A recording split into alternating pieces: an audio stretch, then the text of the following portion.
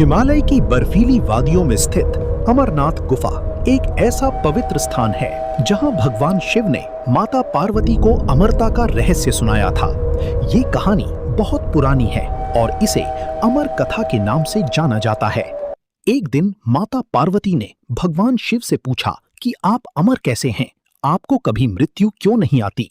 ये सवाल साधारण नहीं था, क्योंकि इसमें जीवन और मृत्यु का सबसे बड़ा रहस्य छुपा था। भगवान शिव समझ गए कि ये ज्ञान बहुत गुप्त है और इसे किसी भी अन्य जीव को नहीं सुनना चाहिए।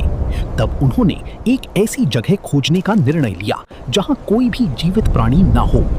बहुत खोजने के बाद उन्हें हिमालय की एक गुफा मिली जो पूरी तरह एकांत और सुरक्षित थी। यही गुफा आगे चलकर अमरनाथ गुफा के नाम से प्रसिद्ध हुई। भगवान शिव माता पार्वती को लेकर उस गुफा की ओर चल पड़े। रास्ता बहुत कठिन था, ऊंचे ऊंचे पहाड़, बर्फ से ढके रास्ते और गहरी खाइयां, लेकिन भगवान शिव धीरे धीरे आगे बढ़ते रहे। उन्होंने तय किया कि इस रहस्य को सुनाने से पहले उन्हें अपने सभी साथियों को पीछे छोड़ना होगा, ताकि कोई भी इस कथा को ना सुन सके। सबसे पहले उन्होंने अपने वाहन नंदी को एक स्थान पर छोड़ दिया। आगे बढ़ते हुए उन्होंने अपने गले में लिपटी सर्प को भी वहीं छोड़ दिया। फिर उन्होंने अपने सिर पर सुशोभित चंद्रमा को भी त्याग दिया। अंत में अपने प्रिय पुत्र गणेश को भी पीछे छोड़ दिया। इस तरह भगवान शिव पूरी तरह अकेले हो गए, केवल माता पार्वती उनके साथ थी। जब वे गुफा के पास पहुंचे तो भगवान शिव ने एक और कदम उठाया। उन्होंने अपने चारों ओर अग्नि प्रज्वलित कर दी, जिससे आसपास मौजूद हर जीव समाप्त हो गया। अब वहां केवल शांति थी, ना कोई आवाज, ना कोई हलचल। यही वो स्थान था जहां अमरता का रहस्य बताया जा सकता था। गुफा के अंदर प्रवेश करने के बाद भगवान शिव ने माता पार्वती को अमर कथा सुनाना शुरू किया। उन्होंने जीवन, मृत्यु और आत्मा के रहस्य को विस्तार से समझाया।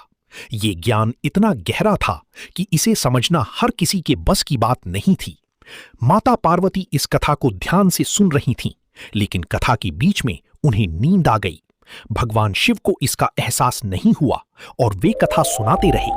उसी समय गुफा में एक छोटा सा कबूतर का जोड़ा मौजूद था, जो चुपचाप इस पूरी कथा को सुन रहा था।